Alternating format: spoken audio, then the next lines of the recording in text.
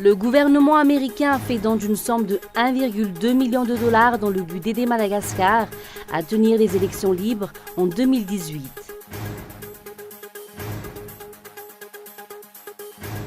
À partir de janvier 2018, le tarif de l'électricité va connaître une hausse de 10%. Aucune mesure n'a été prise par l'État face à cette augmentation de prix. Et enfin, regain de tension sur les territoires palestiniens au lendemain de la reconnaissance par Trump de Jérusalem comme capitale de l'État d'Israël.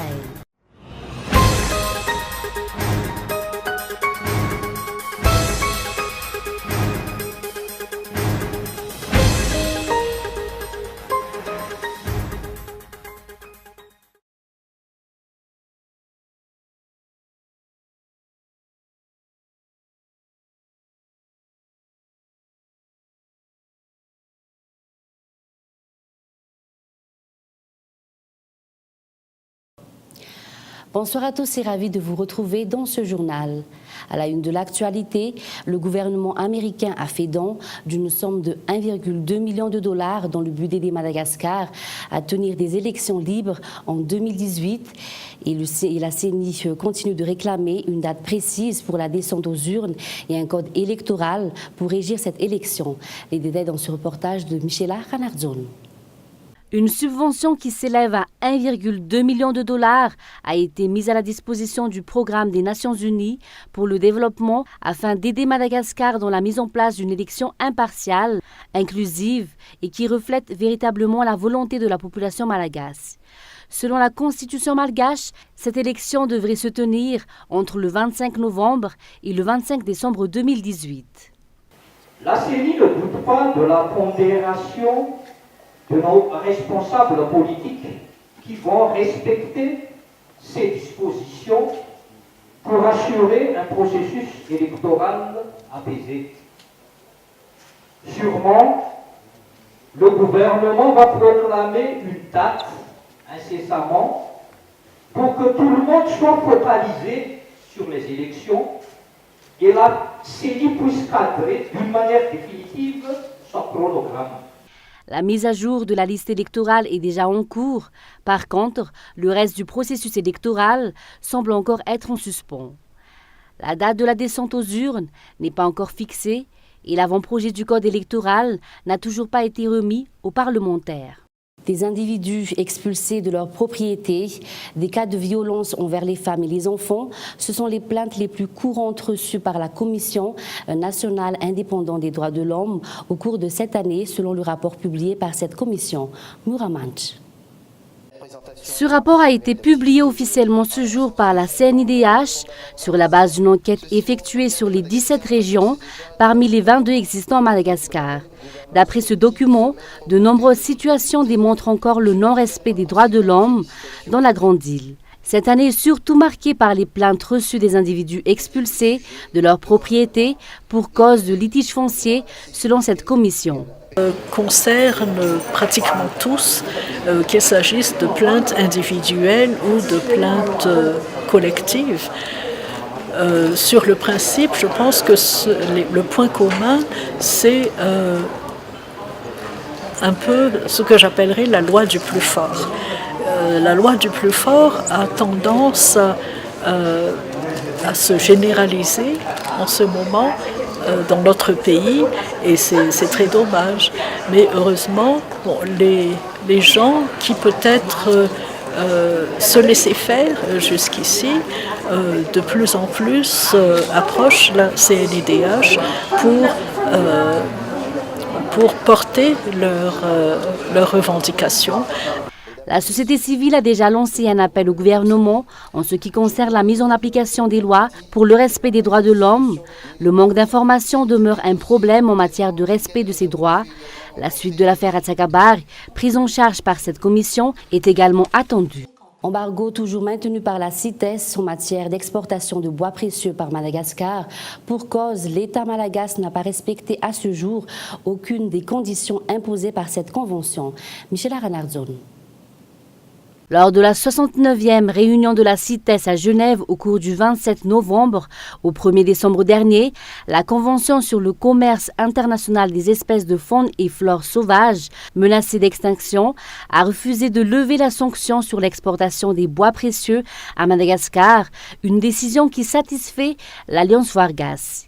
En conclusion, donc, Alliance Vargas est satisfait de cette décision parce qu'on a vraiment eu peur qu'on fasse cette libéralisation de ce commerce à la veille des élections présidentielles. Et comme vous le savez, les ressources naturelles, en particulier les bois précieux, ont toujours été utilisées comme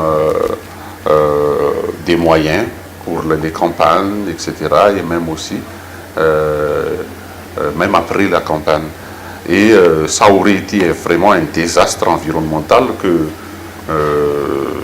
dont nous aurons pu accuser la CITES ou même le gouvernement si ça se serait passé. Madagascar doit encore faire des efforts pour que cette sanction puisse être levée, en respectant les quelques conditions fixées par la CITES en ce qui concerne les bois précieux de la Grande Île. Nous l'avons annoncé dans les titres, à partir de janvier 2018, le tarif de l'électricité va connaître une hausse de 10%.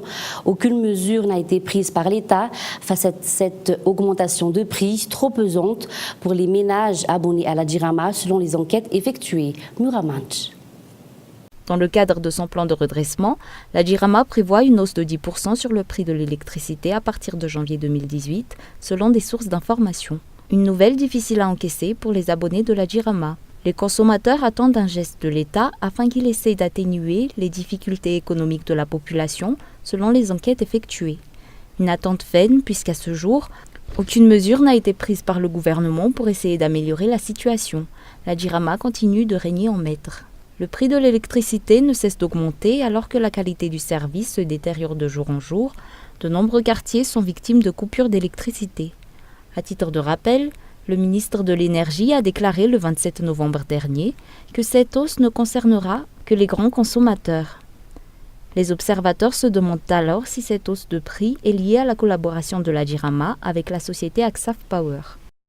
Dans le reste de l'actualité, l'embouteillage monstre causé par la grève des taximens pour s'opposer à l'Omavet et des nouvelles lanternes a eu une répercussion considérable pour les autres usagers de la route aujourd'hui.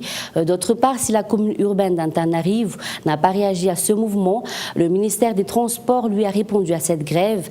Ce dernier a évoqué deux choix, la prise en charge des taxis de la commune urbaine d'Antananarivo par l'agence des transports terrestres ou une prise en charge par la commune urbaine d'Antananarivo, mais en allégeant les règles régissant la contre-visite.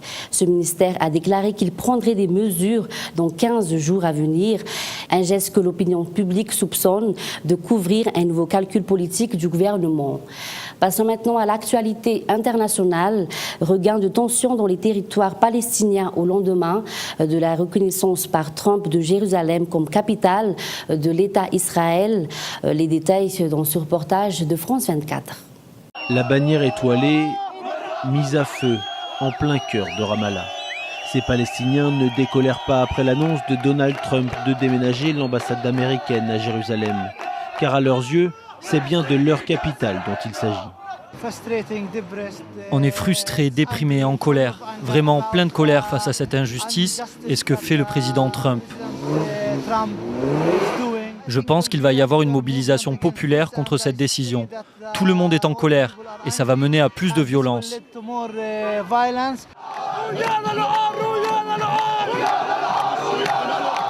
Ils sont une petite centaine, bien décidés à faire entendre leur voix et à répondre à Donald Trump.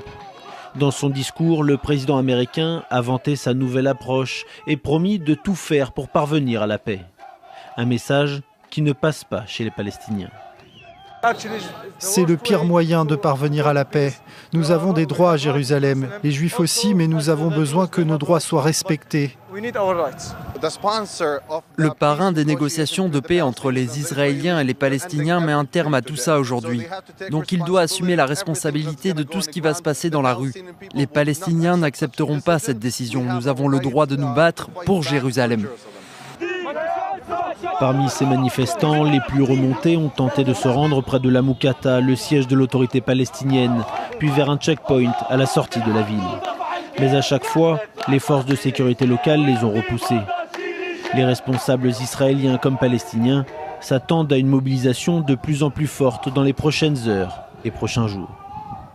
On termine avec un bref rappel des titres. Le gouvernement américain a fait don d'une somme de 1,2 million de dollars dans le but d'aider Madagascar à tenir des élections libres en 2018. Et puis à partir de janvier 2018, le tarif de l'électricité va connaître une hausse de 10%.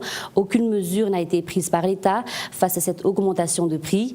Et enfin, regain de tension dans les territoires palestiniens au lendemain de la reconnaissance par Trump de Jérusalem comme capitale de l'État d'Israël. Et c'est la fin de ce journal. Merci de votre fidélité. Bonne soirée à tous sur Cool TV et au revoir.